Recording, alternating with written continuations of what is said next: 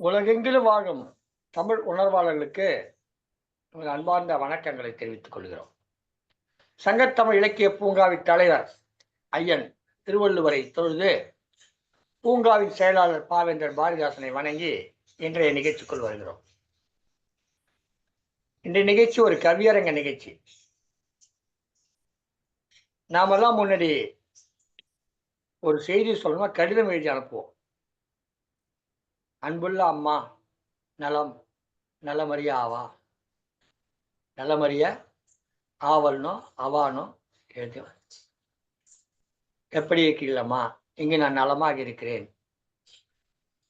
அப்பா சௌக்கியமா, இப்படிலாம் எழுதுவோம். ஒரு கடிதம் எழுதி போட்டு அனுப்புவோம்.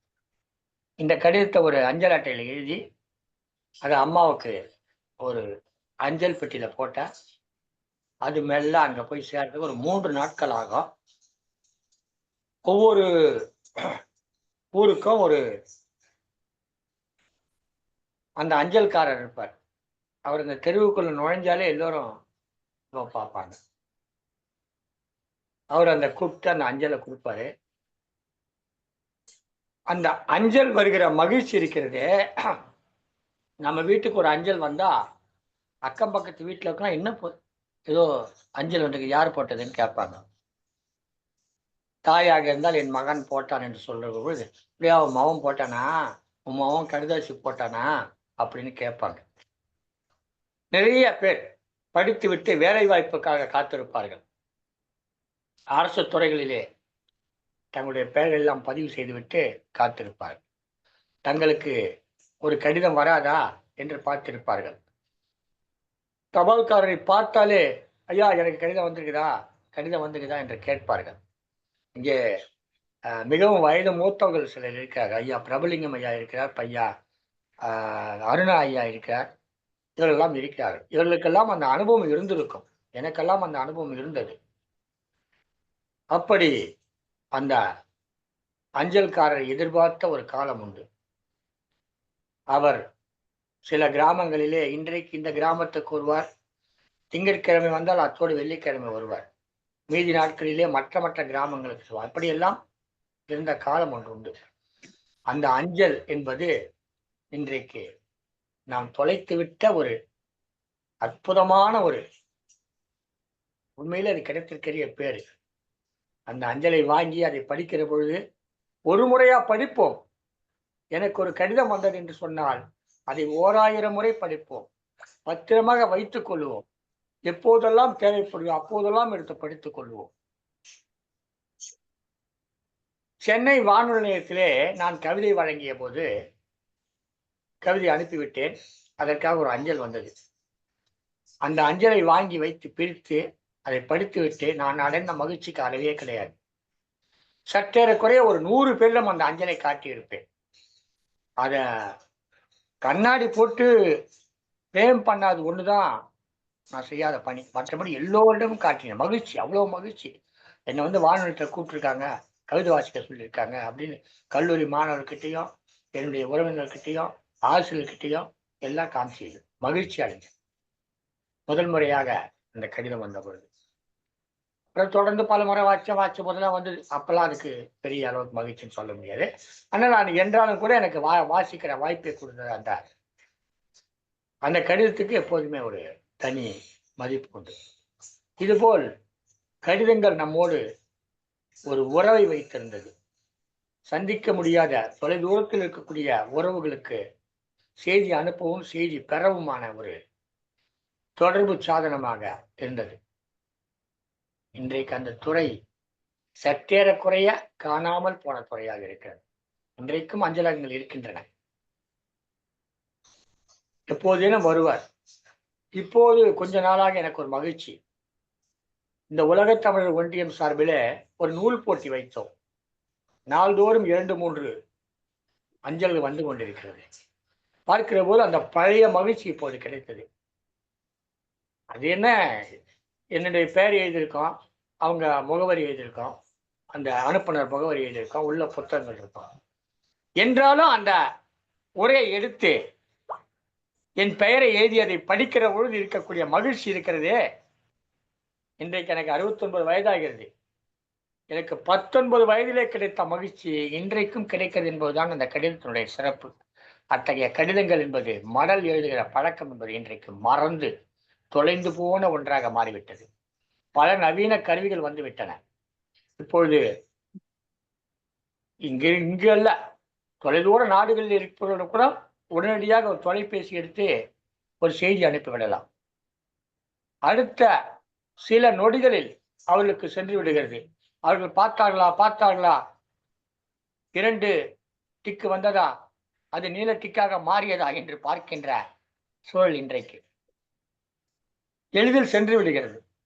ஆனால் 2 நாள் 3 நாள் கழித்து அந்த கடிதம் வரும். எப்போதேனும் கடிதம் வரும். அம்மா அடுத்த மாதம் கடிதம் போடுகிறேன் என்று மகன் சொல்லியிருப்பார். அந்த நாளை எதிர்பார்த்து அந்த தாய் காத்திருப்பார். அம்மா, நான் உனக்கு அடுத்த முறை கடிதம் எழுதுகிற பொழுது இந்த மாதத்தில் இந்த நேரத்தில் எழுது என்ற மகள் சொல்லியிருப்பார். அந்த மகளுடைய கடிதம் வருமா என்று பார்த்திருப்பார்கள். இப்படி பல கடிதங்கள் என்பது நம்முடைய உயிரோடும் உணர்வோடும் ஒட்டியதாக இருந்திருக்கிறது. அந்த கடிதங்களை பற்றி, நாம் மறந்து போன மடல்களை பற்றி ஒரு கவியரங்கம் இன்றைக்கு நடைபெற இருக்கிறது.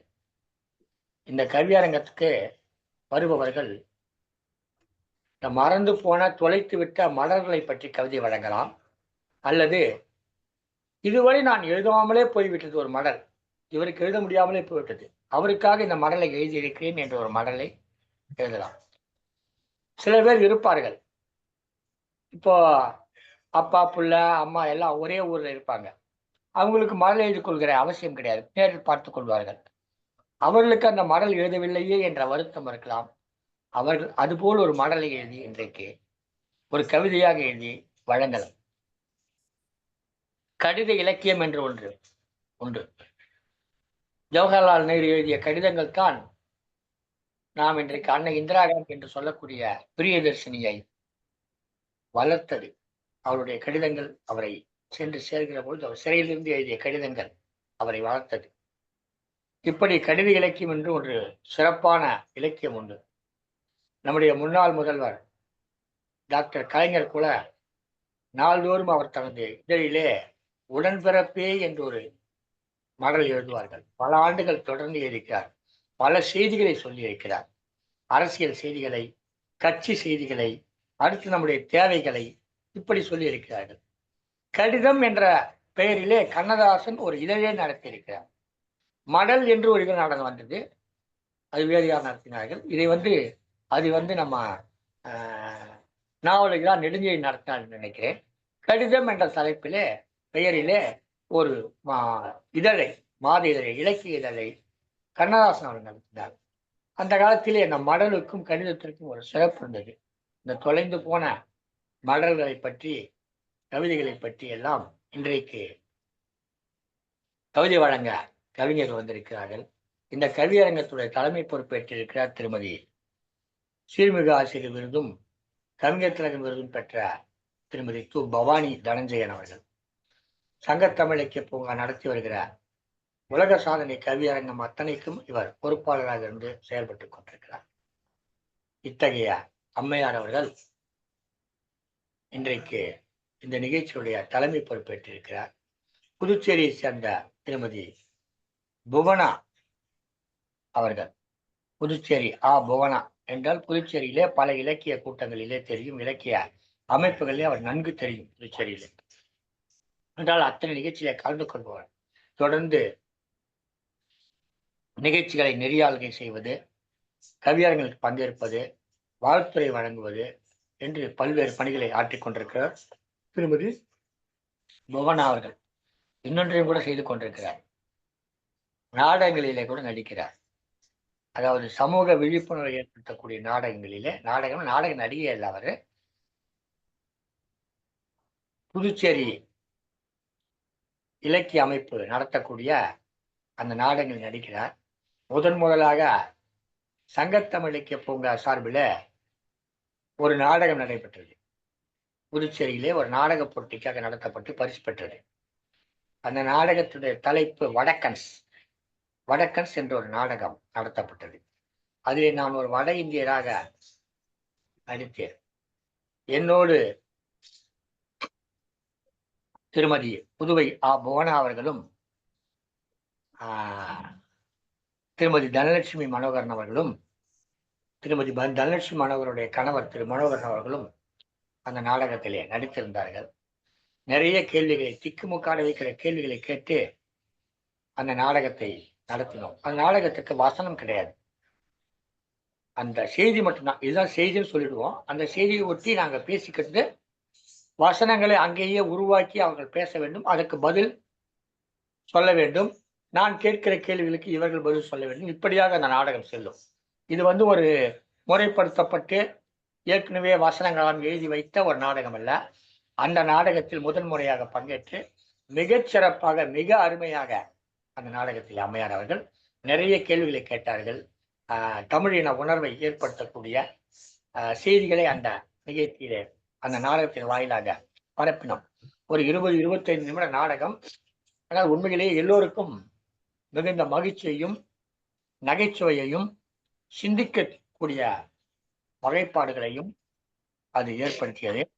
அத்தகைய சிறப்பு வாய்ந்த பன்முகத்திறன் கொண்டவர் திருமதி புவனா அவர்கள் தான் இன்றைக்கு வரவேற்பு இருக்கிறார்கள். திருமதி புவனா அவருடைய வரவேற்பை தொடர்ந்து நம்முடைய நிகழ்ச்சியினுடைய தலைமை பொறுப்பேற்றிருக்கக்கூடிய பவானி அம்மையாருடைய தலைமையில நிகழ்ச்சி நடைபெற இருக்கிறது.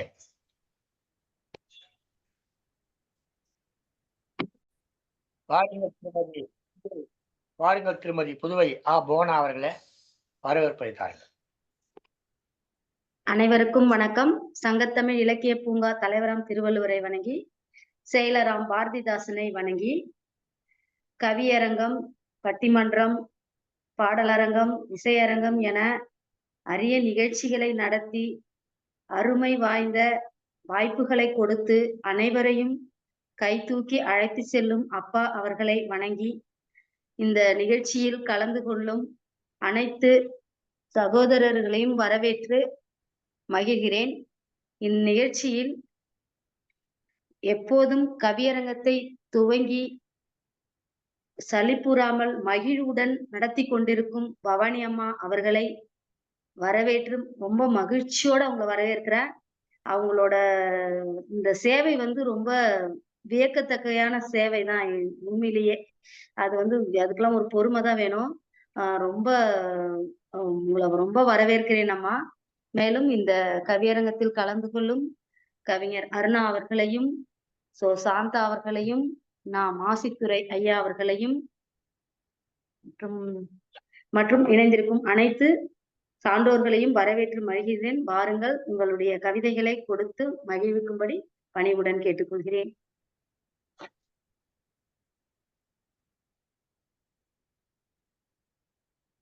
ஒளி வாங்கி திறக்கல, அதனாட்டி ஓடிச்சு. மிகவும் எளிமையான முறையில மிகச் சிறப்பான ஒரு வரவேற்பை வழங்கினீர்கள். இன்றைய கவியரங்க தலைவரை பற்றி சொல்லும்போது சொன்னீர்கள், எப்படிதான் அவங்க செய்யறாங்களோ பொறுமை அப்படின்னு. பொதுவாக அவங்க பொறுமை உடையவர்தான் என்றாலும் எண்ணிய எண்ணியாங்கு எய்தி எண்ணியார் திண்ணியராக பெண் என்று ஒரு திருக்குறள் ஒன்று. ஆற்றுவதில் உறுதியுடையவராக இருந்தால் அவர் எண்ணியவற்றை எண்ணியவாறே அடைவார் என்று அதன் பொருள். எனவே இந்த 100 கவியரங்க நிகழ்ச்சியை நடத்துவது என்று முடிவெடுத்த பொழுது அம்மையார் அந்த பொறுப்பை எடுத்துக்கொண்டு செயல்பட்ட போது இந்த குரலுக்கு ஏற்ப சிறப்பாக எண்ணிய எண்ணியாங்கு எய்தி எண்ணியார் திண்ணிய ராகப்பெறின் என்று இந்த குரலுக்கு ஏற்ப அம்மையார் அவர்கள் தொடர்ந்து 65 கவியரங்கங்களை நிறைவு செய்திருக்கிறார். அந்த வகையிலே அவரை நாம் பாராட்டு. இந்த நிகழ்ச்சியினுடைய தலைமை பொறுப்பேற்றிருக்க வாருங்கள் திருமதி பவானி அவர்கள், உங்களுடைய தலைமை கவிதை வழங்குங்கள், உங்களுடைய தலைமை உரை தாருங்கள், கவிஞர்களை அழையுங்கள். பாருங்கள் அம்மா. நன்றிகள் ஐயா. தித்திக்கும் தேன் தமிழ் திக்கட்டும் பரவட்டும் முத்தமிழ் தாய்க்கு முதற்கண் வணக்கத்தை கூறி, வரவேற்பு வழங்கிய புவனேஸ்வரி அம்மா அவர்களுக்கும் மற்றும் சங்கத்தமிழ் இலக்கிய பூங்கா தலைவராம் திருவள்ளுவருக்கும் செயலாளராம் பாவேந்தர் ஐயா அவர்களுக்கும் மற்றும் சங்கத்தமிழ் இலக்கிய பூங்கா ஒருங்கிணைப்பாளர் ஐயா நீலகண்ட தமிழன் ஐயா அவர்களுக்கும் முதற்கண் வணக்கத்தை தெரிவித்துக் கொள்கின்றேன். இன்று மிகச்சிறப்பான ஒரு கவியரங்கம். அதாவது நாம் எப்பொழுதோ எழுதி இருப்போம் மடல்கள் எல்லாம், அவையெல்லாம் நாம் மறந்திருப்போம். அத்தகைய நினைவுகளை எல்லாம் மீண்டும் நம்மிடையே கொண்டு வருவதற்காக ஒரு சிறப்பான ஒரு கவியரங்கத்தை ஏற்பாடு செய்திருக்கின்றார். ஐயா அவர்களுக்கு முதற்கண் நன்றிகளை தெரிவித்துக் கொள்கின்றேன். எழுத மறந்த மடல். இப்போது யார் நம்ம மடல் எல்லாம் எழுதிட்டு இருக்கிறோம், எல்லாம் அந்த தொலைபேசியிலேயே பேசி எல்லாம் நம்மளுடைய மகிழ்வுகளையும் வாழ்த்துகளையும் தெரிவித்துக் கொள்கிறோம். முன்னாடி அந்த மடலையே கூட மறந்து போயிட்டோம். அது இதான் கலரான்றதை கூட மறந்துட்டோம். எனக்குமே ரொம்ப ஆசையா இருக்கும். சின்ன வயசுல எல்லாம் நமக்கு யாராவது ஒரு மடல் எழுத மாட்டாங்களா அப்படின்னு சொல்லி ஏங்கிய காலம் எல்லாம் உண்டு. அவங்கவுங்களுக்கு அது மாதிரி நிறைய ஏக்கங்கள் இருக்கு. ஒரு சிலர் எழுதி இருப்பீங்க, எழுதாமலேயும் இருப்பீங்க.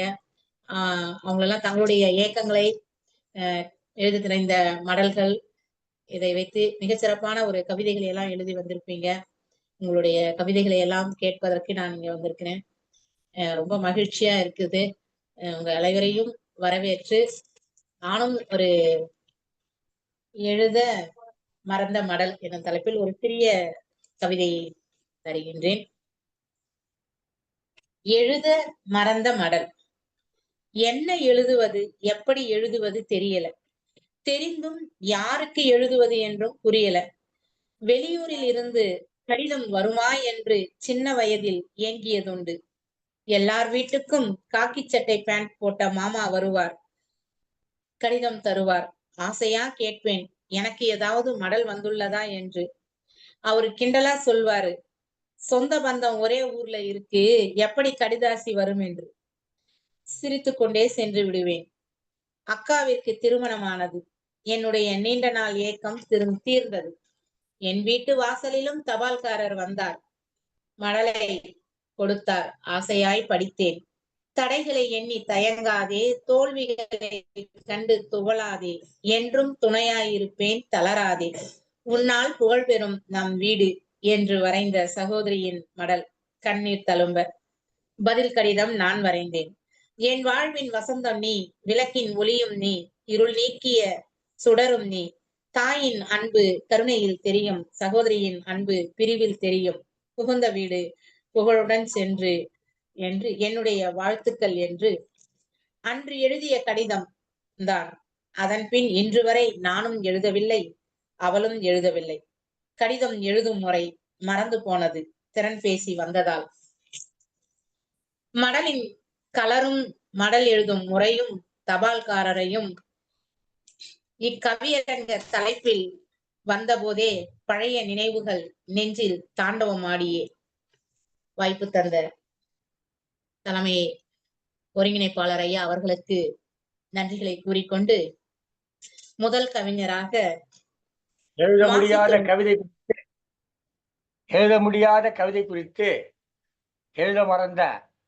எழுத முடியாத கடிதம் குறித்து, எழுத மறந்த மடல் என்ற தலைப்பிலே கவிதை வழங்கினார் திருமதி பவானி அவர்கள். உள்ளூரிலேயே எல்லோரும் இருந்தால் யார் உனக்கு மடல் எழுதுவார்கள் என்று அஞ்சல்காரர் கேட்டதாக சொன்னார். ஒருவேளை நான் அஞ்சல்காரராக இருந்திருந்தால் அப்போதெல்லாம் 5 பைசா ஒரு அஞ்சல் அட்டை, ஒரு அட்டை வாங்கி அதிலே ஒரு வரி எழுதி உங்களுக்கு போட்டிருப்பேன். நிச்சயமாக உங்களை மகிழ்ச்சி அடைய வைத்திருப்பேன். அந்த காலகட்டத்திலே அந்த அஞ்சல்காரர்கள் வருகிற பொழுது முதல் தொடக்கத்திலே, இப்போதல்ல, தொடக்கத்திலே கைகளில் ஈட்டி வைத்திருப்பார்களாம். கைகளில் ஈட்டி வைத்துக் கொண்டு அந்த அஞ்சல் பையை தோளில் சுமந்து கொண்டு அவர்கள் நடந்தல்ல ஓடிதான் வருவாங்க. ஏன்னா அவங்க ரொம்ப தூரம் போக வேண்டியது இருக்கும். அப்போ ஓடி போய் தான் அந்த ஒரு ஊருக்கு போய் ஒரு ஊரின் ஒரு ஊருக்கு ஓடி போவாங்களாம். அதில் அவங்களுக்கு அந்த காலத்தில் பேர் ரன்னர் என்ற ஒரு பெயரை வைத்திருக்கிறார்கள். தொடக்க காலத்து இப்போ போஸ்ட்மேன் சொல்கிறோம், அஞ்சல்காரன் சொல்கிறோம். ஆனால் அப்போ ரன்னர் என்ற ஒரு பெயர் இருந்திருக்கு. அதாவது நான் சொல்வது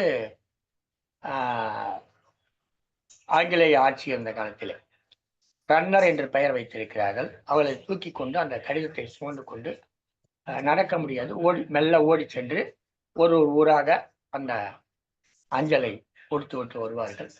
பிறகு நிறைய நவீன வளர்ச்சியில சைக்கிள் கொடுத்தார்கள். இப்போது இந்த சின்ன வண்டியிலே வந்து கொடுக்குறாங்க. அந்த மாதிரி நான் வளர்ந்திருக்கிறேன். கணிதம் ஒரு அற்புதமான ஒரு விடயம். தொடரட்டும் அம்மா கவியரங்கம். நன்றிகள் ஐயா. கவியரங்கத்தை தொடர்ந்து மாசித்துறை ஐயா அவர்கள் கவிதை வாசிக்க அழைக்கின்றேன். மாசில்லா கவிதை தரும் குற்றமற்ற கவிஞர். பழனி என்றால் நினைவுக்கு வருவது பஞ்சாமிர்தம். அதுபோல் சங்கத்தமிழ் இலக்கிய பூங்காவில் பழனி என்றால் நினைவுக்கு வருவது மாசித்துறை ஐயா தான். அவர் யாருக்கு எழுதுற கவிதை மறந்து போன மடல்கள் என்று கூற வருகின்றார். பார்ப்போம். வாருங்கள் ஐயா, தங்களுடைய கவிதையை தாருங்கள். சங்கத்தமிழ் இலக்கிய பூங்காவின் தலைவர் ஐயன் வள்ளுவரை வணங்கி செயலராம் பாரதிதாசனை தொழுது சங்கத்தமிழ் இலக்கிய பூங்காவின் ஒருங்கிணைப்பாளர் பாரதி சுட தமிழ் மாமணி ஐயா நீலகண்ட தமிழன் அவர்களையும் வணங்கி வரவேற்புரை நல்கிய புதுவை அரசி புவனேஸ்வரி அம்மா அவர்களையும் வணங்கி உலக நாயகி அம்மா திருவள்ளூர் து. பவானி தனஞ்சயன் அம்மா அவர்களையும் வணங்கி என்னோடு கவிபாட இருக்கும் கவி ஆளுமைகளையும் வணங்கி என் கவிதைக்குள் செல்கின்றேன். மறந்து போன மடல்கள். என்னோடு இல்லாத இல்லரசிக்கு இனிமையான ஓர் மடல். என்னோடு இல்லாத இல்லரசிக்கு இனிமையான ஓர் மடல். மறந்து மதியிழக்காத மடல்களில் மறக்காத உன் நினைவுகளை மடலாக்குகிறேன். மறந்து மதியிழக்காத மடல்களில் மறக்காத உன் நினைவுகளை மடலாக்குகிறேன். அன்பு நேயமுள்ள ஆருயிரே, அறிவு தெளிவின் விடியலே. அன்பு நேயமுள்ள ஆருயிரே, அறிவு தெளிவின் விடியலே. பண்பாடைய பைந்தமிழ் பாவையே, பரிதவிக்கின்றேன் உன் பிரிவால். பண்பாடுடைய பைந்தமிழ் பாவையே, பரிதவிக்கின்றேன் உன் பிரிவால். மலர்ந்த முகமான மல்லிகை சரமே, மனதளவில் ஒடிந்த கொம்பானே. மலர்ந்த முகமான மல்லிகை சரமே, மனதளவில் ஒடிந்த கொம்பானே. கடுஞ்சொல் பேசா காரிகையே, கண்ணிமைக்கும் கணத்தில் கரைந்தாயே காணல் நீராய். கடுஞ்சொல் பேசா காரிகையே, கண்ணிமைக்கும் கணத்தில் கரைந்தாயே காணல் நீராய். அனைவரையும் அரவணைக்கும் அல்லி மலரே, அகமெல்லாம் ஆன்ற அறிவு புதையலே. அனைவரையும் அரவணைக்கும் அல்லி மலரே, அகமெல்லாம் ஆன்ற அறிவு புதையலே. எனது குடும்பத்திலே குத்துவிளக்கேற்றிய என் குலக்கொழுந்தே, கோயில் மாடமே. எனது குடும்பத்திலே குத்துவிளக்கேற்றிய என் குலக்கொழுந்தே, கோயில் மாடமே. சான்றோர் மதிக்கும் சரித்திரமே, சாத்திரங்களில் சாதித்த சாமரமே. சான்றோர் மதிக்கும் சரித்திரமே, சாத்திரங்களில் சாதித்த சாமரமே.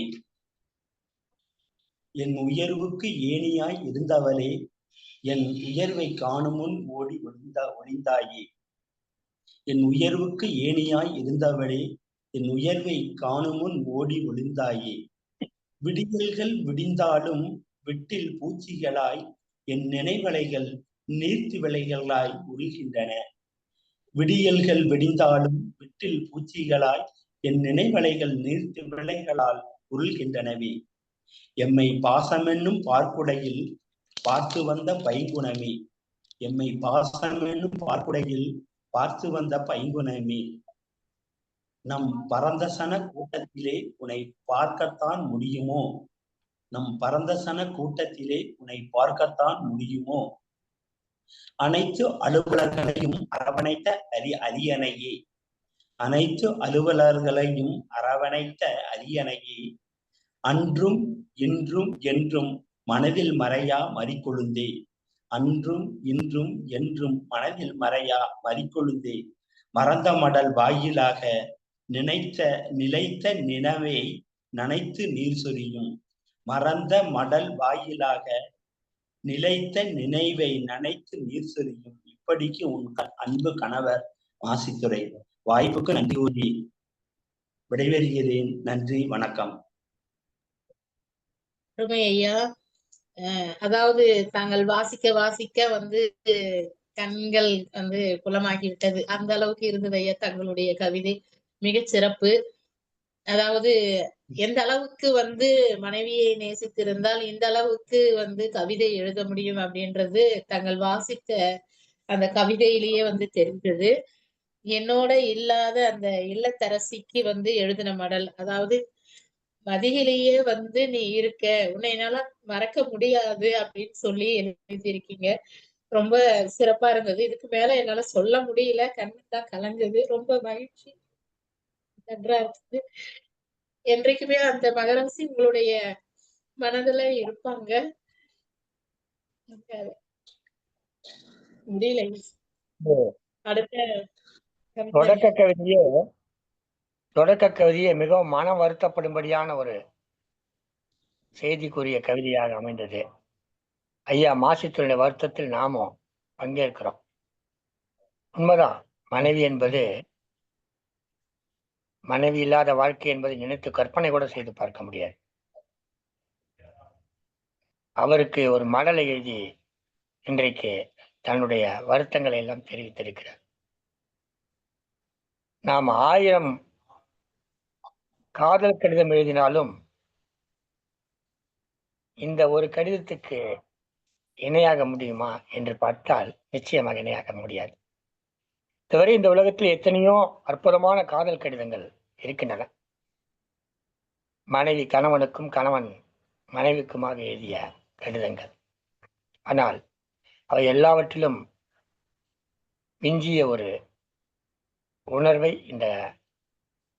இவர் எழுதிய இந்த மடல் கவிதை பெற்றிருக்கிறது. உங்க மனைவி பேருங்கய்யா? புரியல. சாந்தகுமாரி. சரியா புரியல. சரி, அம்மையாருடைய மகிழ்ச்சி மகிழ்ச்சி மகிழ்ச்சி. அம்மையாருடைய பணி எந்த அளவுக்கு இவருக்கு சிறப்பான உறுதுணையாக இருந்திருக்கும் என்பது இவருடைய கவிதை மூலமாக நமக்கு தெரிகிறது. வாழ்த்துக்கள் ஐயா. என்ன சொல்றதுன்னு தெரியல. கவிதை முடிஞ்ச மகிழ்ச்சி என்று சொல்ல முடியாது, வாழ்த்துக்கள் என்று சொல்லலாம், அதுவும் சொல்ல முடியாது. என்ன சொல்வதென்றே எங்களுக்கு இந்த கவிதைக்கு என்ன பதில் சொல்வது என்று எனக்கு தெரியவில்லை. வருத்தங்கள் என்று சொல்லலாம், இரங்கல்கள் என்று சொல்லலாம். நாம் கடிதத்தை மட்டும்தான் தொலைத்தோம். இவர் தன்னுடைய மனைவியும் தொலைத்து விட்டார் என்பதை பார்க்கிற பொழுது மிகுந்த மன வருத்தத்தை ஏற்படுத்துகிறது. தொடரட்டும் ஐயா உங்கள் பணி.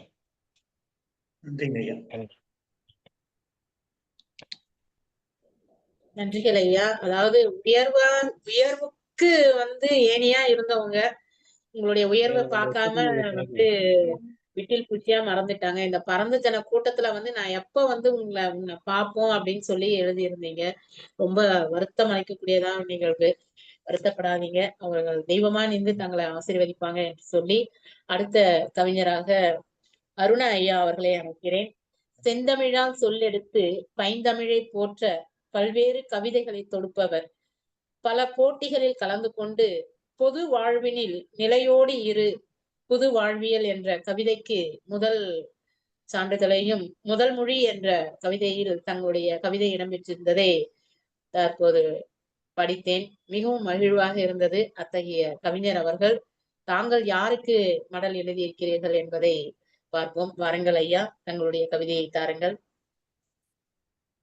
சங்கத்தமிழ் இலக்கிய பூங்கா தலைவராம் திருவள்ளுவரை தொழுது, செயலராம் பாரதிதாசனாரை வணங்கி, சங்கத்தமிழ் இலக்கிய பூங்காவின் ஒருங்கிணைப்பாளர்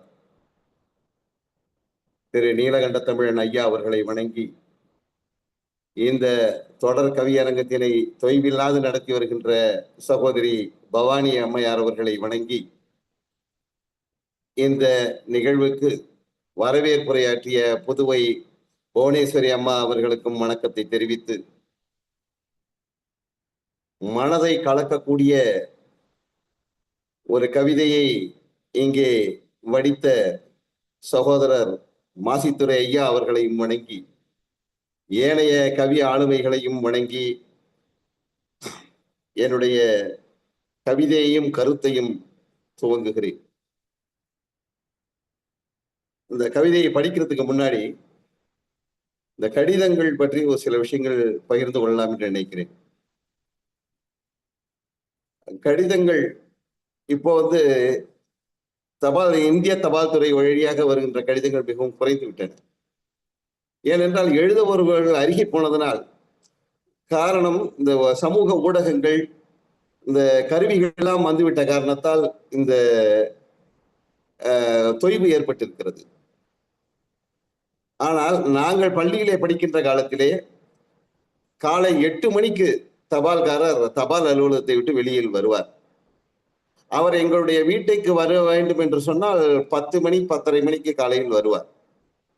அதனால் நாங்கள் என்ன செய்வோம், பள்ளிக்கு சென்று விடுவோம் என்கின்ற காரணத்தால் காலையில் 8 மணிக்கே அந்த தபால் நிலையத்திற்கு போய் சென்று முற்றுகையிட்டு விடுவோம்.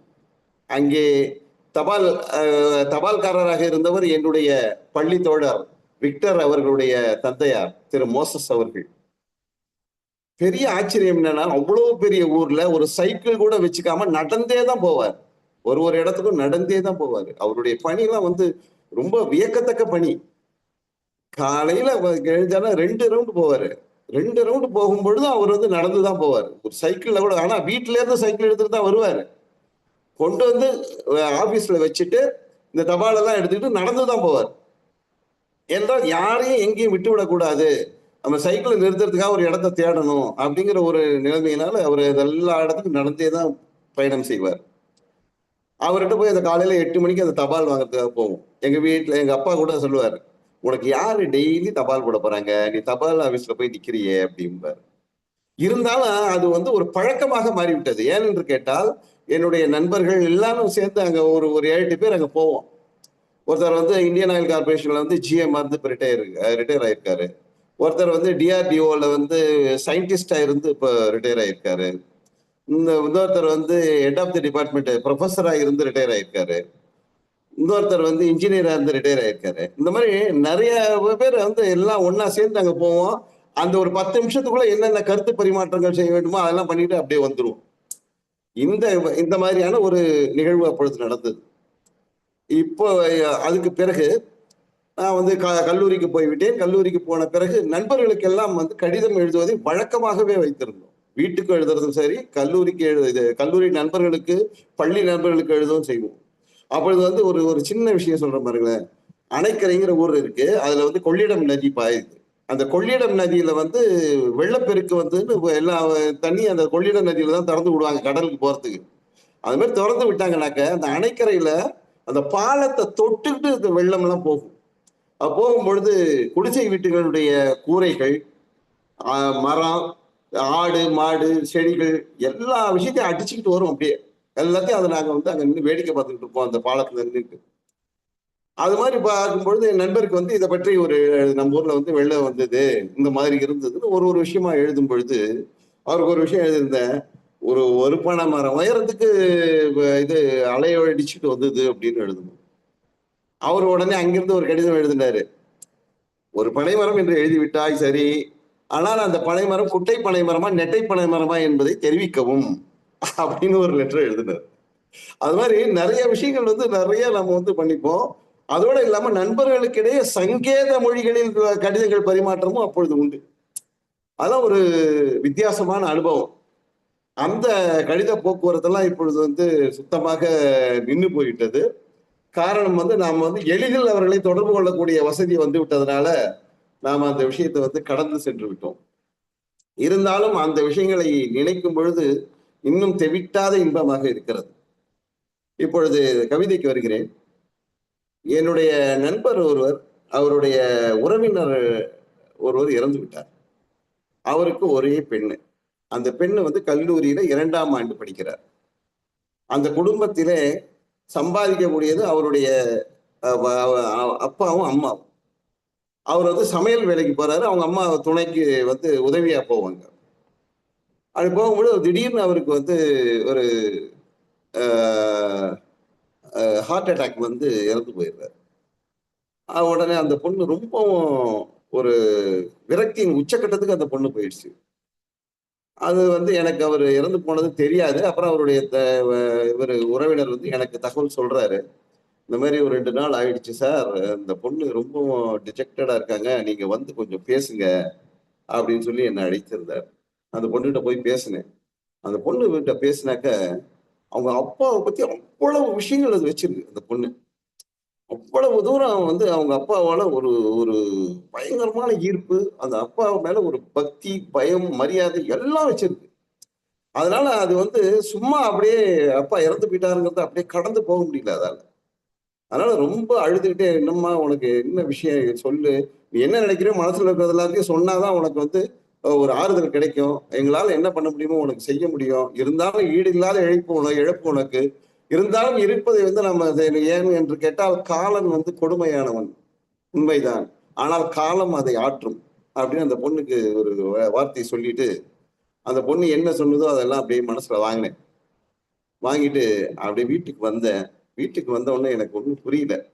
அந்த பொண்ணு வந்து எப்பவும் அப்பாவே நினைச்சிட்டு இருக்கு. சரி, இந்த அப்பாவுக்கு ஒரு கடிதம் அந்த பொண்ணு எழுதுற மாதிரி நம்ம எழுதுவோம், எழுதி அந்த பொண்ணுக்கு அனுப்புவோம், அதனுடைய எஃபெக்ட் எப்படி இருக்குன்னு பார்ப்போம் அப்படின்னு சொல்லிட்டு ஒரு கவிதை எழுதினேன்.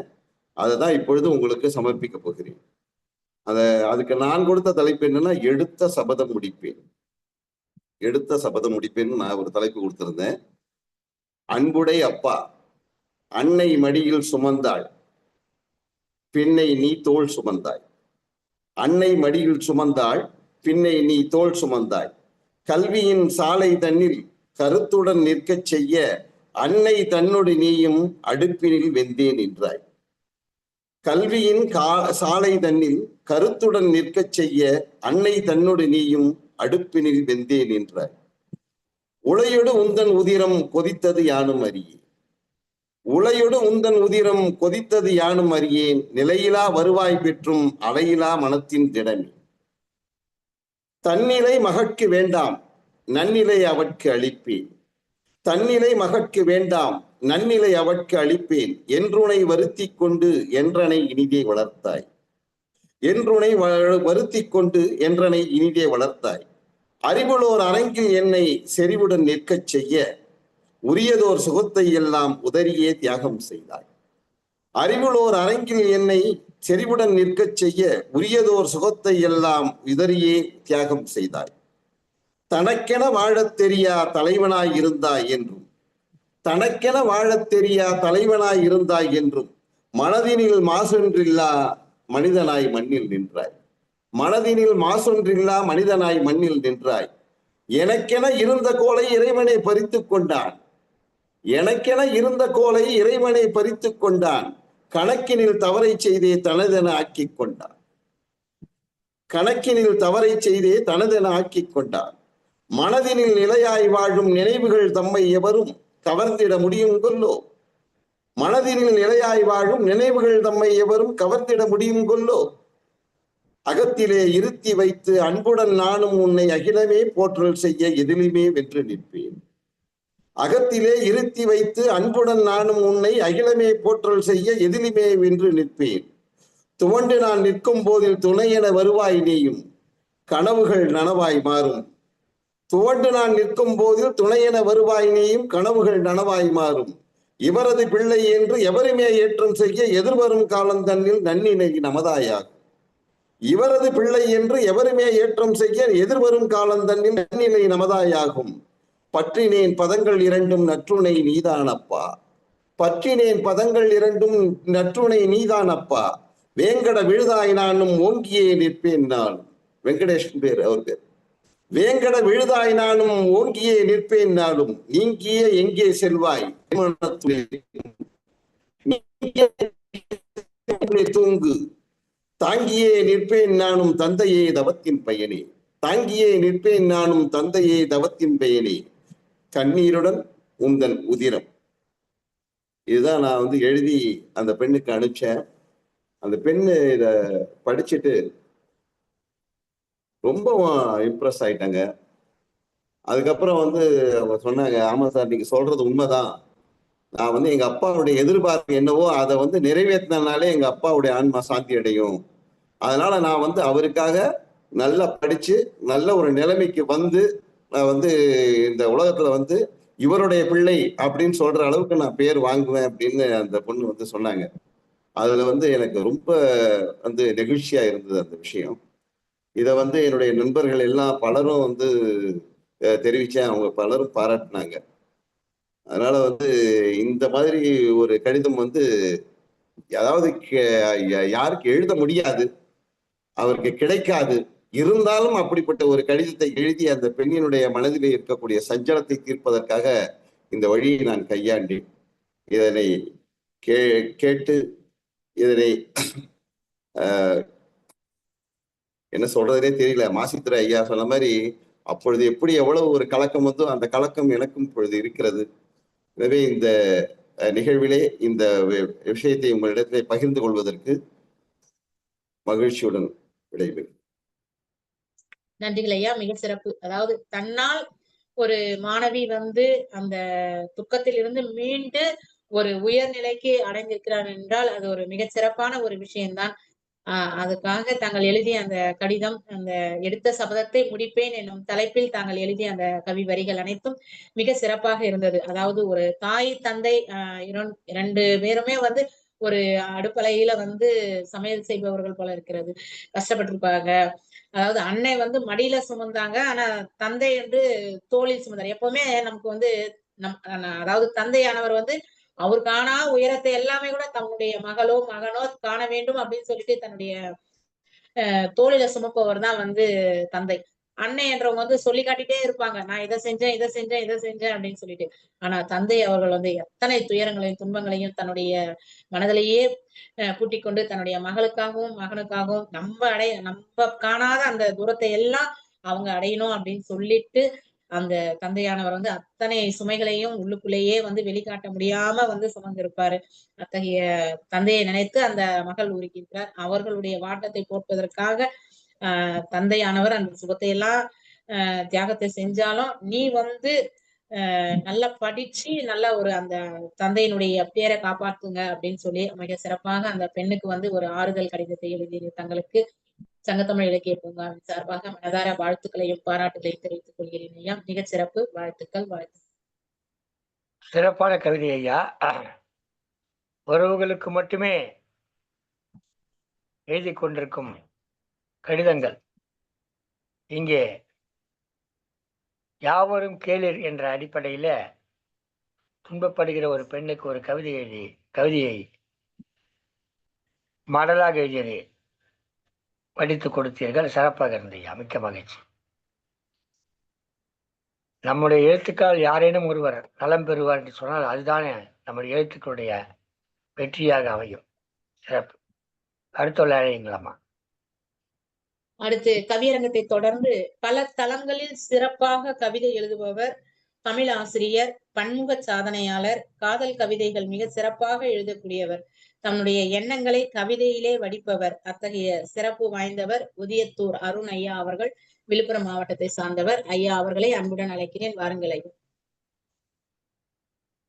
சங்கத்தமிழ் சங்கத்தினுடைய தலைவராம் வள்ளுவரை வணங்கி செயலராம் பாவேந்தரை தொழுது இந்த நிறுவனத்தை சீரும் சிறப்புமாக வழிநடத்தி எங்களையும் வழிநடத்துகின்ற திரு நீலகண்ட தமிழன் ஐயா அவர்களையும், வரவேற்புரை வழங்கிய புதுவை கோயில் புவனேஸ்வரி அம்மா அவர்களையும், தலைமையேற்று இந்த சங்கத்திற்கு என்னை அறிமுகம் செய்த தமிழ் திரு பவானி அம்மாவையும் வணங்கி, இதற்கு முன் உருக்கமான மடல்களை இங்கு வாசித்த கவி ஆளுமைகளுக்கும் கவி எழுத மடல்களை வாசிக்க இருக்கும் அத்துணை கவி உறவுகளுக்கும் என் நெஞ்சார்ந்த வணக்கத்தை தெரிவித்துக் கொண்டு, மறந்து போன மடல்கள் என்ற தலைப்பில் கவிதையை கொடுக்கிறேன். மறந்து போனது மடல்கள் மட்டும்தானா? மறந்து போனது மடல்கள் மட்டும்தானா? மறந்து போன மனிதர்களும் தானே. காகிதங்கள் எண்ணங்களை வடிக்கும் உறவுகளின் இணைப்பு பாலமாய் திகழ்ந்தது மடல்கள். வாழ்த்துக்களை அலங்கரிக்கும் எண்ண சித்திரமே மடல்கள். தொலைவில் உள்ளவர்களை தொடர்பில் கொள்ளும் சாதனமே மடல்கள். குறுஞ்செய்திகள் தராத சுவாரஸ்யத்தை மடல்களின் எதிர்பார்ப்புகளுக்கு ஈடாகுமா? குறுஞ்செய்திகள் கொடுக்கும் சுவாரஸ்யத்தை மடல்களின் எதிர்பார்ப்புகளுக்கு ஈடாகுமா? புலன்களின் சஞ்சரவுகளுக்கு இடையே, புலனங்களின் பல்வேறு சஞ்சரங்களுக்கு இடையே மடல்களின் உறவு பாலம் தகுமா? ரோஜாவின் ராஜா நேரு, ரோஜாவின் ராஜா நேரு மகளுக்கு எழுதிய மடல்களும், திராவிட கழகத்தின் முன்னோடியாம் பேரறிஞர் அண்ணா தம்பிக்கு எழுதிய கடிதங்களும், சரித்திரத்தில் வரலாறுகளை எழுதிய மடல்களும் சிம்மாசனத்தில் அரங்கரிக்கும் மகுடங்கள் தானே. சரித்திரத்தில் வரலாறுகளை எழுதிய மடல்களும் சிம்மாசனத்தில் அலங்கரிக்கும் மகுடங்கள் தானே. உரை மூடிய மடல்களுக்குள் ரகசியங்கள் பாதுகாக்கப்படும். ஆம், உரை மூடிய மடல்களுக்குள் ரகசியங்கள் பாதுகாக்கப்படும். தொழில்நுட்பம் வளர்ந்ததால் நீ அனுப்பிய செய்தியை இன்று வெளியில் காட்ட முடியும். மடல்களை படிக்கையிலே மனித மனமோ திறந்து கொள்ளும். இதயத்தின் அருவியிலே இன்ப நதி ஊற்றெடுக்கும். தந்தியாய் வரும் மடல்களிலே ஊரே ஒப்பாரி வைக்கும். தந்தியாய் வரும் மடல்களிலே ஊரே ஒப்பாரி வைக்கும். வதந்தியாய் வந்த மடல்களோ கூப்பாடு போடும். தபால்காரரின் மணி ஓசை தந்திடுமே உயிரோசை. அடிச்சாண்ட அப்பாயின்மெண்ட் ஆர்டரு என மடல்கள் தந்த மகிழ்ச்சி இமெயிலிலோ இன்டர்நெட்டோ தருவதில்லை. அன்புள்ள என்ற எழுத்து மறந்ததால் என்னவோ அன்பு கூட குறைந்து போனது. மடல் ஏறிய காலம் சங்க காலம், மடல் ஏறிய காலம் சங்க காலம், மடல் எழுதிய காலம் 80s காலம். மடல் என்றால் என்ன என்று கேட்பது இந்த காலம். மறந்து போனது மடல்கள் மட்டும்தானா? மறந்து போனது உறவுகளின் புனிதமான அன்பையும் தானே. மறந்து போனது மடல்கள் மட்டும்தானா? மறந்து போனது உறவுகளின் புனிதமான அன்பையும் தானே. எனக்கு தெரிந்த ஒரு அற்புதமான கடிதத்தை நான் இங்கு பாட இருக்கிறேன். கண்மணி அன்போடு காதலன் நான் எழுதும் கடிதமே, பொன்மணி உன் வீட்டில் சௌக்கியமா, நான் இங்கு சௌக்கியமே. கண்மணி அன்போடு காதலன் நான் எழுதும் கடிதமே, பொன்மணி உன் வீட்டில் சௌக்கியமா, நான் இங்கு சௌக்கியமே. உன்னை எண்ணி பார்க்கையில் கவிதை கொட்டுது, அதை எழுத நினைக்கையில் வார்த்தை முட்டுது. ஓஹோ, கண்மணி அன்போடு காதலன் நான் எழுதும் கடிதமே, பொன்மணி உன் வீட்டில் சௌக்கியமா, நான் இங்கு சௌக்கியமே.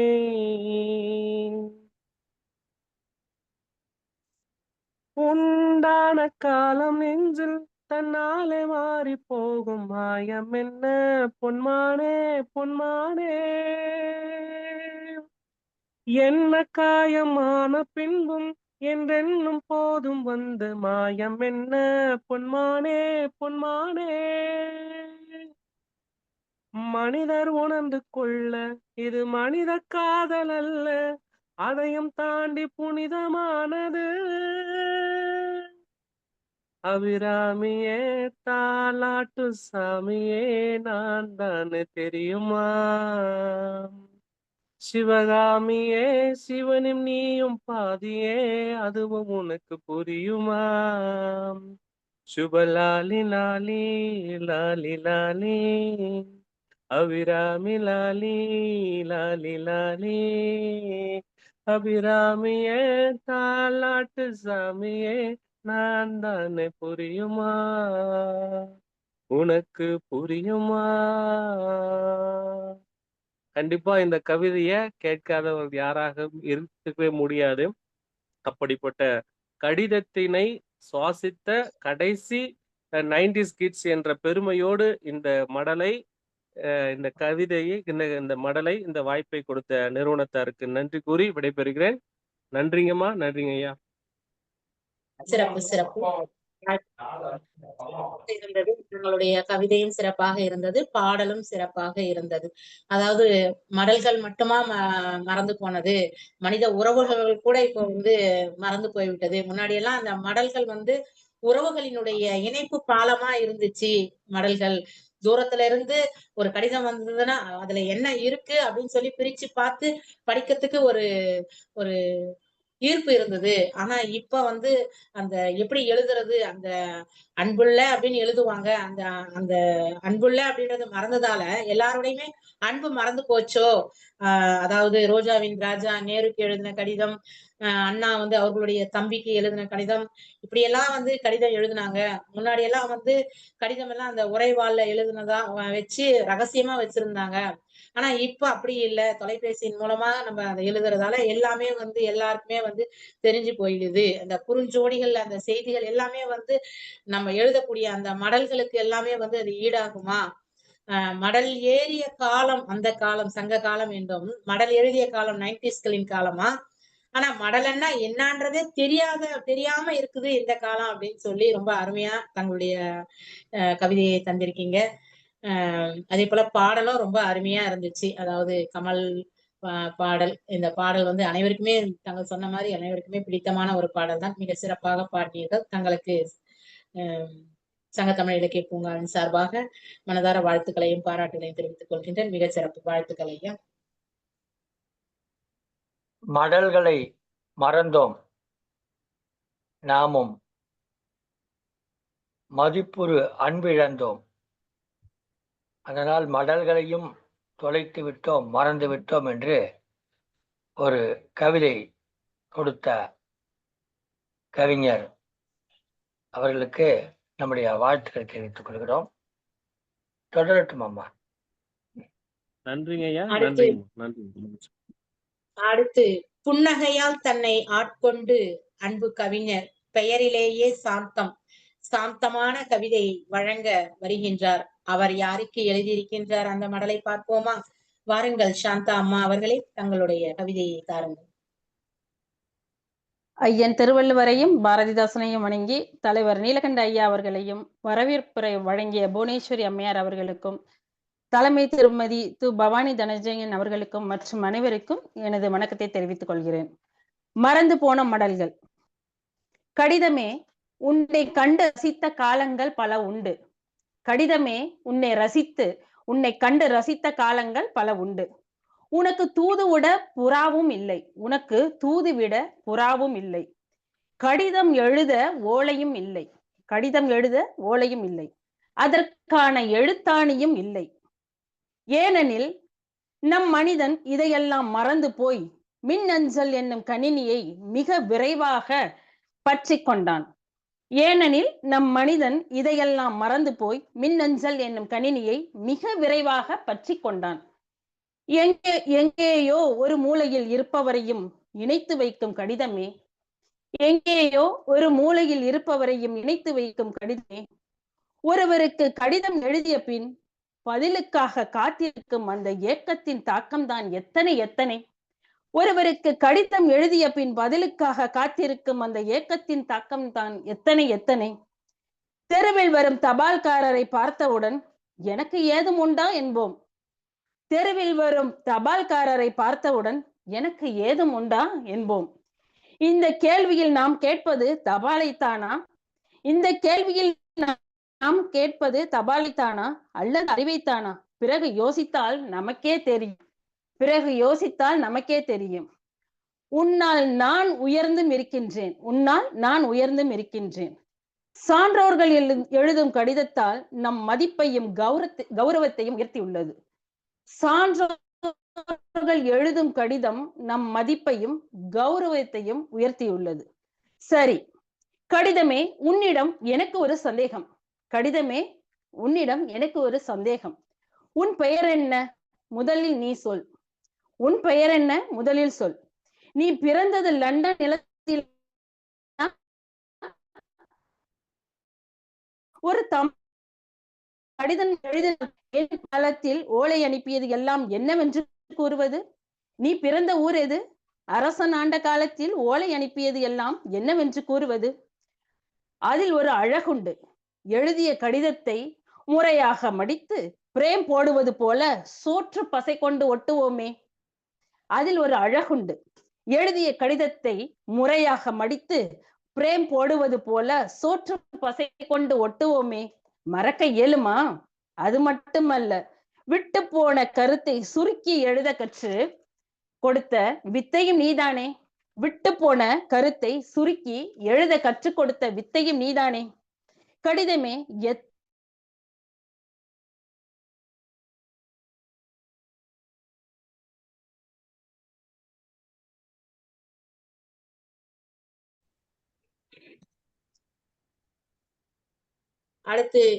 அடுத்து கவிதை வாசிக்க வருகிறார் நம்மிடையே இதய தேடல்கள் ராணி, புன்னகையால் எங்களை கொள்ளை கொள்ளும் அன்பு தோழி புதுவை போனா அம்மா அவர்களே. வாருங்கள், தங்கள் யாருக்கு எழுதியிருக்கின்றீர்கள் மடல், எப்படி மறந்து போக்கியிருக்கிறீர்கள் என்பதையெல்லாம் தங்களுடன் பகிர்ந்து கொள்ளுங்கள். வாருங்கள் அம்மா. அனைவருக்கும் வணக்கம்.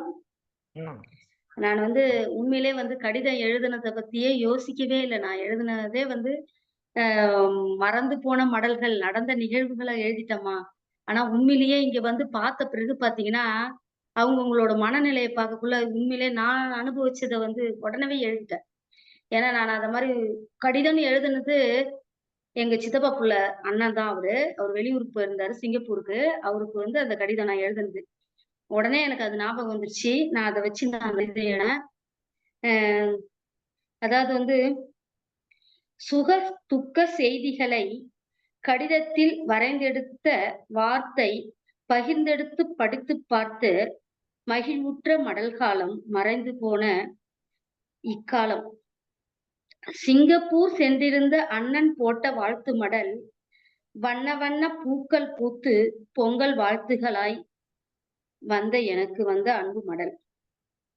கடிதம் எழுதினேன் என் அண்ணன் என்ற பாசத்தில், எப்போதும் எதிரிகளாய் அண்ணன் தம்பி பங்காளிகள். எங்கள் சித்தப்பா மகனான என் அண்ணன் அழகு அன்பு அண்ணன். அண்ணன் போட்ட கடிதத்தில் கோபம் கொண்டால் சித்தியுமே. விசாரிப்பு உன்னை பற்றி, கடிதம் நீ எழுத வேண்டாம் என்றேதான் எச்சரித்தாள். அண்ணனும் தான் கோபம் கொண்டான். எதிரியாக இருந்தாலும் என் அன்பு தங்கச்சி, கள்ளமில்லா தங்கச்சி, யாருக்கும் அவள் எதிரி இல்லை, என்றும் அவள் என் தங்கச்சி என்று கண்டித்தே கடிதம் தந்தான். மனநிலையே பாதித்தான். எந்த ஊரில் என்னை தேடி வந்தானோ தெரியவில்லை. இங்கே பேருந்தில் அடிபட்டான். என்னூரில் இன்னுயிரை தான் துறந்தான். என்றும் என் நெஞ்சில் நீங்காத துயரமாய் நின்றேதான் வாட்டும் என் அண்ணன்.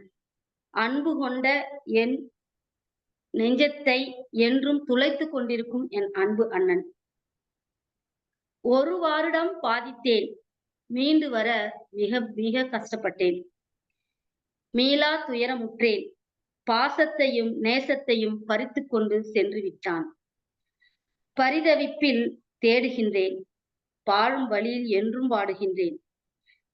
நெஞ்சம் வலிக்கிறது, வெடித்து சிதறுது. ஆனா இப்ப இந்த கவிதையை வரையக்குள்ள பாத்தீங்கன்னா நெஞ்சம் ரொம்ப கனத்து போச்சு. ஒரு வருஷம் அதனால ரொம்ப பாதிச்சேன். ஆனா அது அப்பா இது இந்த கடிதம் மறந்து போன கடிதங்கள் சொல்லிட்டு சொன்னாங்க. ஆனா இது எப்படியேப்பட்ட வழியை நமக்கு திரும்ப கொண்டு வருதுன்றத இப்ப நினைச்சாலே ரொம்ப கஷ்டமா இருக்கு. அப்பா உண்மையிலே என்னைக்கும் நினைவுகள் மறக்கவே படாது. மனசுக்குள்ள இருந்தாலும் இத மாதிரி நினைக்கக்குள்ள அது ரொம்ப நமக்கு வலியை கொடுக்குது. அனைவருக்கும் என்னுடைய நன்றி. அருமை அருமை அம்மா. அருமையாக தங்களுடைய சித்தப்பா மகன் எழுதிய அந்த மடலையும் தாங்கள் அதற்கு வரைந்த அந்த மடலையும் பத்தி ரொம்ப அழகா நீங்க சொல்லியிருக்கீங்க. அதாவது முன்னாடி எல்லாமே அழகா அந்த துக்க செய்தியாக இருக்கட்டும், இன்ப செய்திகளா இருக்கட்டும், வாழ்த்து செய்திகளா இருக்கட்டும், அனைத்துமே மடல் மூலம்தான் நாம் அறிந்தோம். ஆனால் இப்பொழுது அப்படி இல்லை. அதாவது எதுனாலும் ஒரு அந்த தொலைபேசியில அந்த SMS அந்த செய்திகளை கூட நம்ம அடிக்க கூட மாட்டேன்றோம். ஃபார்வர்டு மெசேஜ் தான் பண்ணி விடுறோம். வாழ்த்துக்களை எல்லாமே கூட யாரோ ஒருத்தர் ஃபார்வர்ட் பண்ணியிருப்பாங்க. அதை தான் நம்ம ஃபார்வர்ட் பண்றோம். அந்த அளவுக்கு நம்ம அந்த மடல் எழுதுறதையே மறந்துட்டோம். எப்படி தொடங்குறது அப்படின்றத கூட அந்த இதை கூட நம்ம வந்து நம்மளுக்கு நினைவுகள் இல்லை. அதாவது தங்கள் அண்ணன் தங்களுக்கு பொங்கல் வாழ்த்துக்கள் கூறிய அந்த மடலையும் அன்பு அண்ணனுக்கு தங்கச்சி எழுதியதும் தங்கச்சி ஆனவள் அப்படி அதாவது என்னதான் நமக்கு வந்து அண்ணன் தம்பிங்க வந்து என்னது 10 வயசுல அண்ணன் தம்பிங்க 5 வயசுல அண்ணன் தம்பிங்க 10 வயசுல பாருங்க. 10 வயசுல பங்காளிங்கன்னு சொல்லுவாங்க. இருந்தாலும் தங்கச்சி அப்படின்றவ எப்பவுமே வந்து உசந்த இடத்துல இருப்போம். அவங்களுக்குள்ளார அடிச்சுக்கிட்டாலும் தங்கச்சி அப்படின்றவங்க வந்து கொஞ்சம் உயர்ந்த இடத்துல இருப்பாங்க. அந்த கடிதத்தை பத்தி ரொம்ப நெகிழ்ச்சியா வந்து தங்களுடைய கடிதம் இருந்தது. தங்களுக்கு சங்கத்தமிழ் இலக்கிய பூங்காவின் சார்பாக மனதார வாழ்த்துக்களையும் பாராட்டுகளையும் தெரிவித்துக் கொள்கிறோம். மிக சிறப்பு. வாழ்த்துக்கள். சிங்கப்பூர் அண்ணனுக்கு எழுதிய கவிதையும்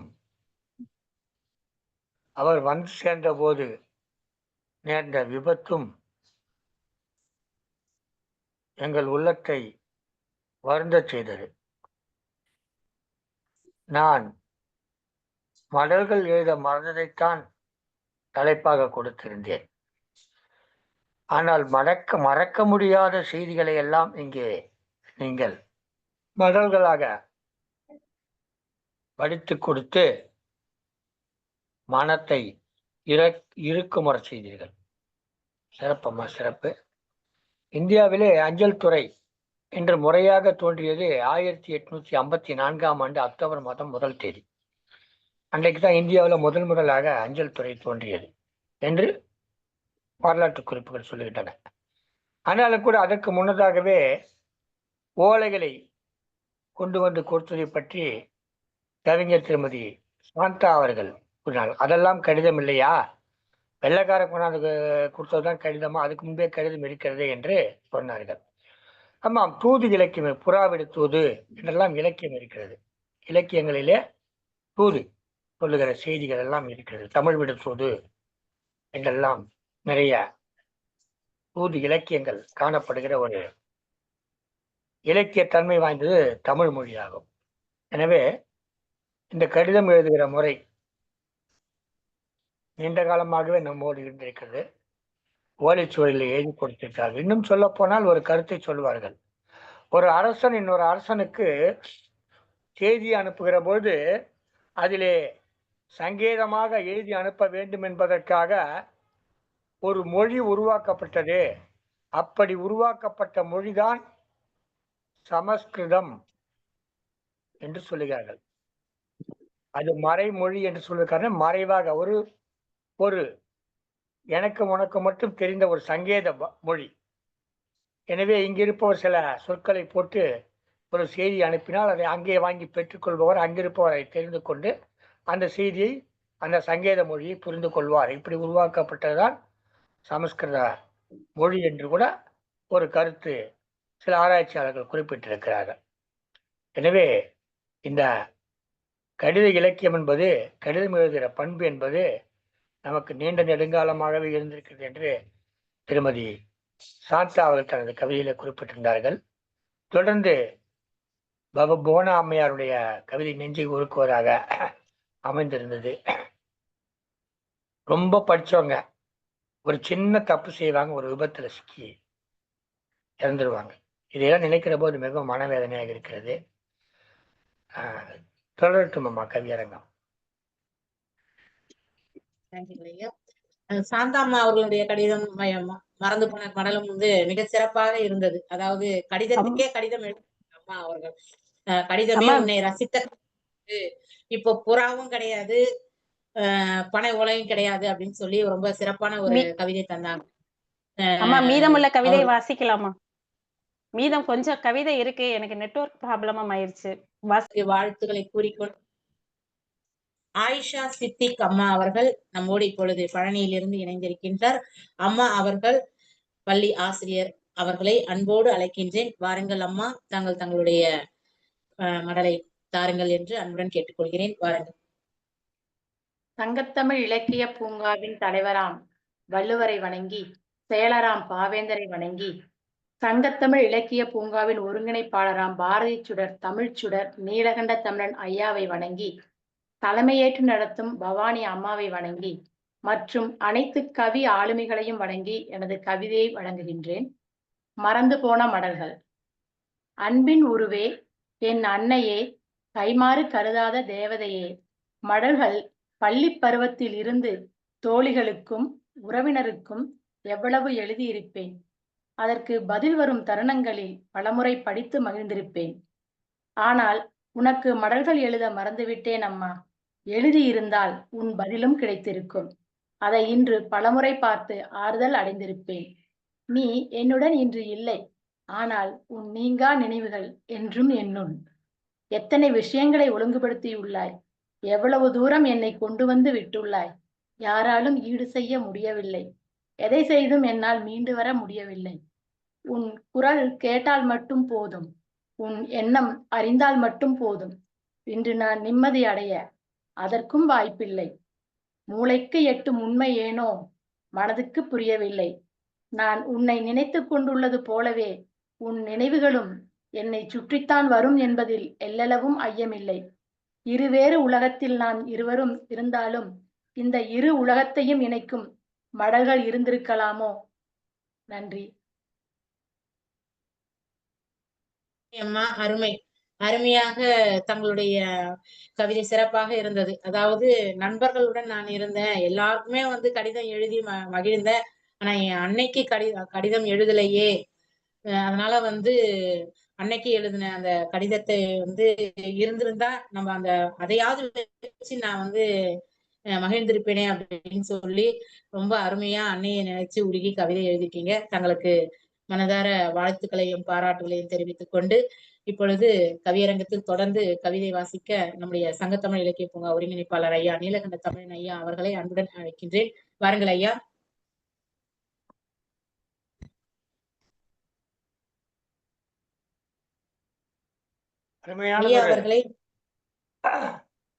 அருமையான ஒரு கவியரங்கம். இந்த கவியரங்கத்திலே பங்கேற்று சிறப்பாக கவிதை வழங்கிய அத்தனை பேருக்கும் எனது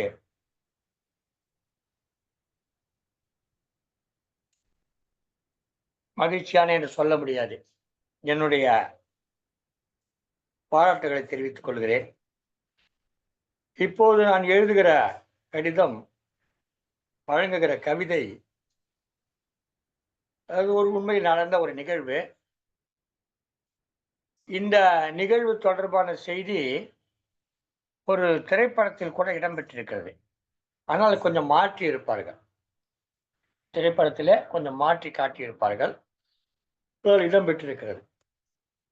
இந்த கவிதை முழுவதும் கேட்டால் உங்களுக்கு அது எந்த திரைப்படம் என்று புரிந்துவிடும். மறந்து போன மடல். யாருக்கு எழுதுவது புரியவில்லை.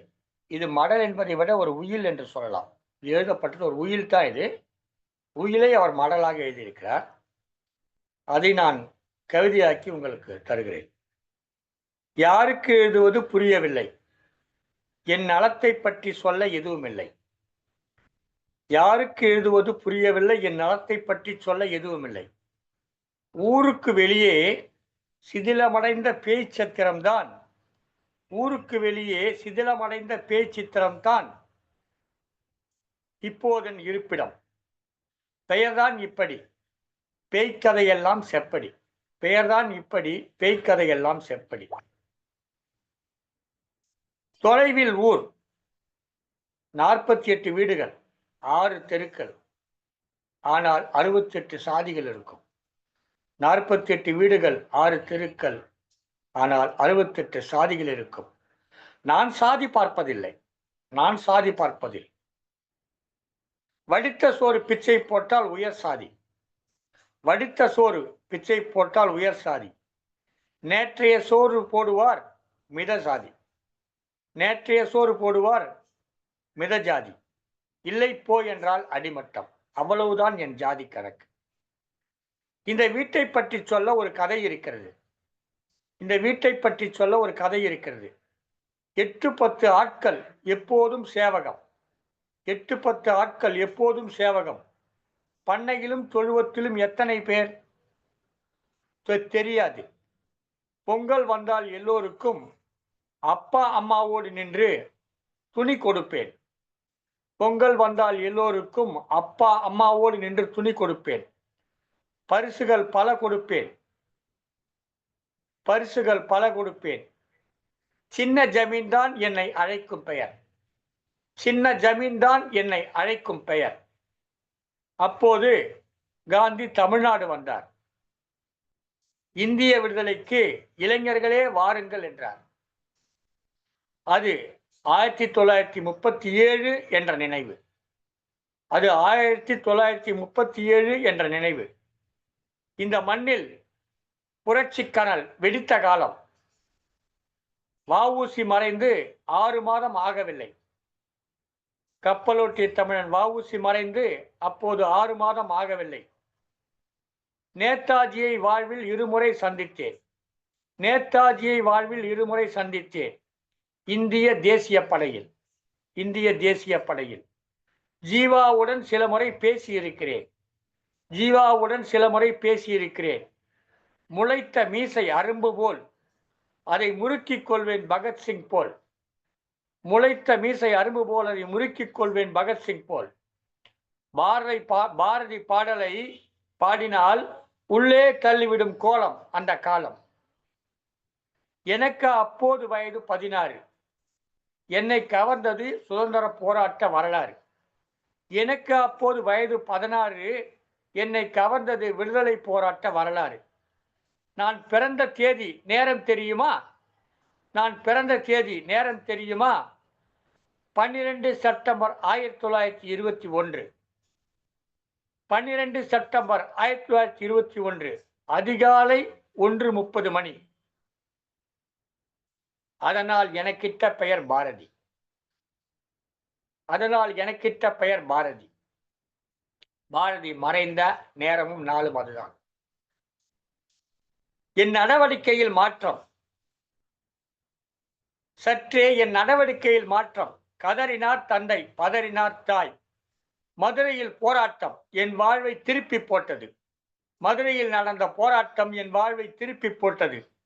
மனித உரிமையும் தேச விடுதலையும் மகத்தானதாக எனக்கு பட்டது. திரண்டு எழுந்த விடுதலை போர் வீரர்களில் நானும் ஒருவன். 10 ஆண்டு வாழ்க்கை எப்படி எப்படியோ. அடுத்த 10 ஆண்டு வாழ்க்கை எப்படி எப்படியோ. 1947 விடுதலை திருநாள். 1947 விடுதலை திருநாள். வாழ்வில் அது மகிழ்ச்சி பெருநாள். அதே ஆண்டு நவம்பரில் வீட்டை நோக்கி திரும்ப நடந்தேன். அதே ஆண்டு நவம்பரில் வீட்டை நோக்கி திரும்பி நடந்தேன். வீடு பாழாய் இருந்தது. வீடு பாழாகி இருந்தது. தாய் தந்தை உயிர்கள் பிள்ளை சோகத்தில் பிரிந்தது. மாடுகள் கட்டவும், கோழிகள் சுற்றவும், நாய்கள் உறங்கவும் இந்த வீடு இடம் கொடுத்தது. மாடுகள் கட்டவும், கோழிகள் சுற்றவும், நாய்கள் உறங்கவும் அந்த வீடு இடம் கொடுத்தது. அதோ நான் ஊஞ்சலில் உட்கார்ந்து ஆடிய இடம். அதோ நான் ஊஞ்சலில் உட்கார்ந்து ஆடிய இடம்.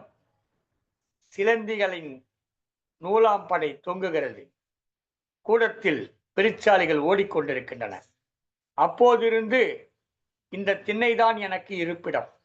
அப்போதிருந்து இந்த திண்ணைதான் எனக்கு இருப்பிடம். ஊருக்குள் போனால் வந்துட்டாருப்பா ஜமீன் என்று ஏகத்தாள பேச்சு.